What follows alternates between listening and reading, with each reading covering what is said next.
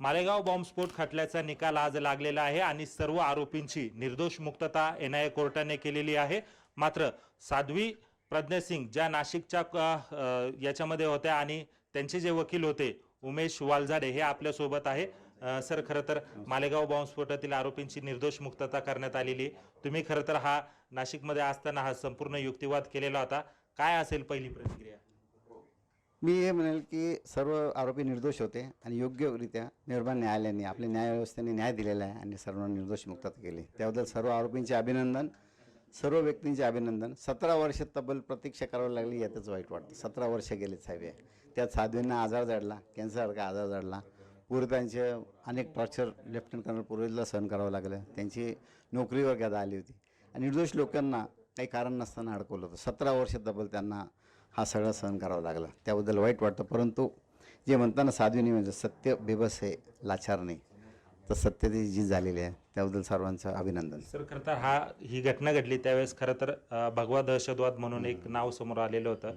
त्यामध्ये देखील साध्वी प्रज्ञा सिंग असेल, कर्नल पुरोहित असेल, यांच्याबाबत नेमकं तुम्ही कोर्टात कसा युक्तिवाद केला होता, काय त्यावेळेसचा प्रसंग आणि काय तुमच्या आठवणी? तर मी एक म्हणेन, दहशतवाद म्हणजे काय हो, भगवान काय हिरवा काय, दहशतवाद आहे। कुठल्याही व्यक्तीची हत्या होणे चुकीचंच आहे। केवळ कोणतरी राजकारणी आपली वोट बँक सांभाळावी आणि स्वतःला काहीतरी लक्ष विचलित करावं म्हणून भगवा आतंकवाद नाव द्यायचं आणि पुढे चालायचं, हे सगळं खोटं आहे, थोतांडे क्रिएट केलेली स्टोरी आहे। भगवा आतंकवाद वगैरे असा काही प्रकार नव्हता। हे केवळ राजकारणी स्वतःची ओळी लाटून घ्यायच्या दृष्टीने हा केलेला प्रकार होता त्यावेळी। आणि त्यातल्यात हे जे प्रकार झालेले आहे, प्रत्यक्ष घटनास्थळी एखादा घटना घडली, आपण जसं लेममॅन्स लँग्वेजमध्ये म्हणतो की व्यक्ती तिथे हजर होती का, त्या व्यक्तीने काही घटना केली का? साधी दूरपर्यंत तिथे नव्हत्या, केवळ 120 बी लावायचा आणि षडयंत्र असलं म्हणून त्यांचं नाव टाकून द्यायचं आणि खोट्या गुन्ह्यात अडकवायचं आणि टॉर्चर करायचं, हा कुठला न्याय? त्याचमुळे एनआयएने जो तपास केला त्यात साक्ष्यपुरावे आले ना समोर, त्यात लक्षात आलं ना की काय साक्षीदाराने सांगितलं, सत्यता सांगितलेली, त्याचमुळे निर्दोष मुक्तता झाली। त्या चौकामध्ये त्यांची दुचाकी सापडलेली होती। मात्र आज एनआयए कोर्टाने असं देखील निरीक्षण नोंदवलं का यामध्ये दुचाकी ही त्यांनी विकलेली होती, गाडी नंबर त्यांचा नावावरचा होता, मात्र चेसी नंबर हा वेगळा होता। त्यामुळे याच्या संदर्भात आपलं काय मत आहे? दूर संशय होता की ती गाडी प्लांट केली गेली होती, केवळ कुठेतरी अडकवायचं आणि त्याचमुळे तफावती आल्या ना। चेसीस नंबर वेगळा, रजिस्ट्रेशन नंबर वेगळा आणि ती गाडी विक्री गेली होती असं स्पष्ट आलेलं आहे तपासामध्ये।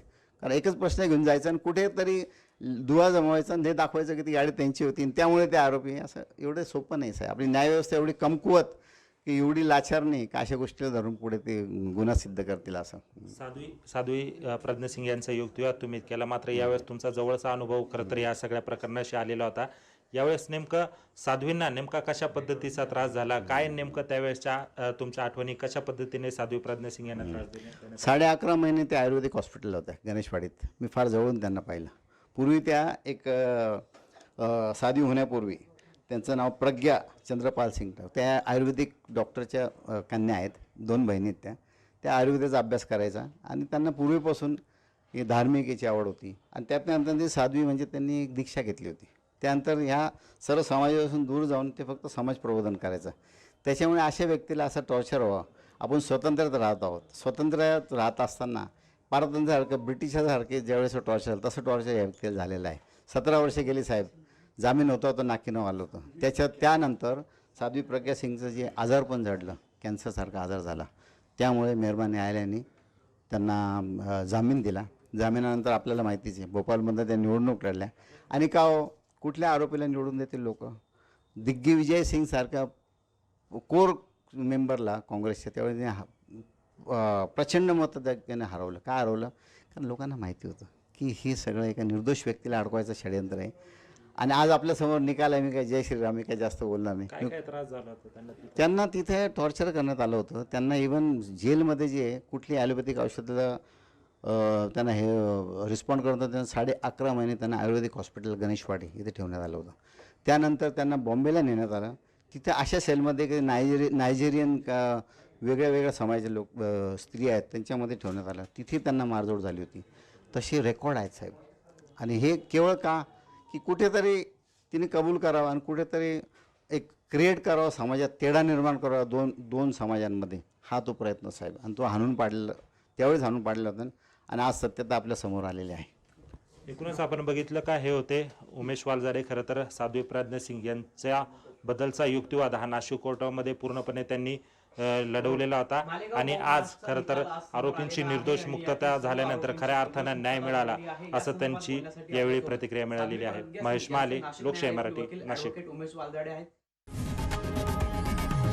लोकशाही मराठी ऐका, पहा, जागरूक रहा.